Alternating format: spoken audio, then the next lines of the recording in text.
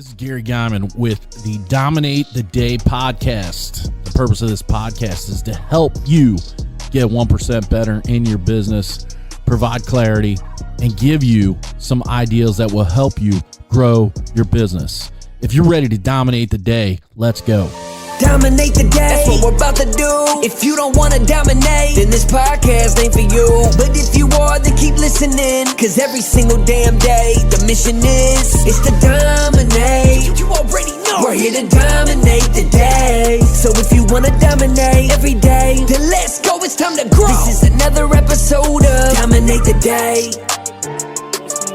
Dominate Nation. It's time to dominate the day. Time to dominate the day. Hey, I've been talking about cash flow, improving cash flow, increasing cash flow the last couple of episodes, and I'm continuing on that kick. So I want to give you some nuggets, some tidbits to help you dominate your day. Two things I want to talk about, and this all depends on the level of invoice that you're doing. Okay? Some of you guys, you work with property managers and you work with commercial contractors, and you get stuck. Like, you get stuck with an invoice that they aren't paying. So I want to talk about what you should be doing initially to do an end around so that doesn't happen, right? It's two things. One, you can do a credit check, and these are easy. You can ask the company for trade references. These are businesses that they're paying now. And then you can contact those trade references and ask them how often, when do they pay? Are they paying 30 days, 15 days, 45 days, whatever? And then, understanding when they pay, what their terms to pay are, you make your agreement, you make your payment agreement a net whatever days you want to be paid. Like, we always did net 10. I wanted to be paid net 10. If you went over 10, then you were penalized 5% a month. I never really got into adding the 5% a month. I would always waive it to get a payment at some point. We very rarely got paid past 30 days, and most of the time we got paid within 10 days. So doing a credit check, and that's simply asking for trade lines. You can ask for 3, 4, 5, whatever. They'll have them. You can contact them, and you can ask, hey, I'm doing a credit check on so-and-so.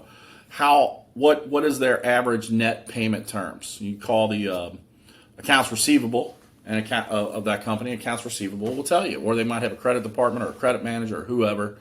That's who's going to tell you those things. And then you set up your agreement for payment in your quote, in your estimate. And in doing that, when they accept terms, they sign off on the quote, they're agreeing to those terms that you've already looked at, you've already discussed with their current creditors, so you can get paid, so you can get cash. Because the worst thing to do is let a large entity, a large company, use you as financing. Because that's basically what they're doing by not paying you. They're using you as financing. So get smart, ask for credit references, check the credit references, and then provide quotes that show your terms, and then enforce the terms. You do that, you're going to get paid, you're going to get cash, you're going to dominate the day.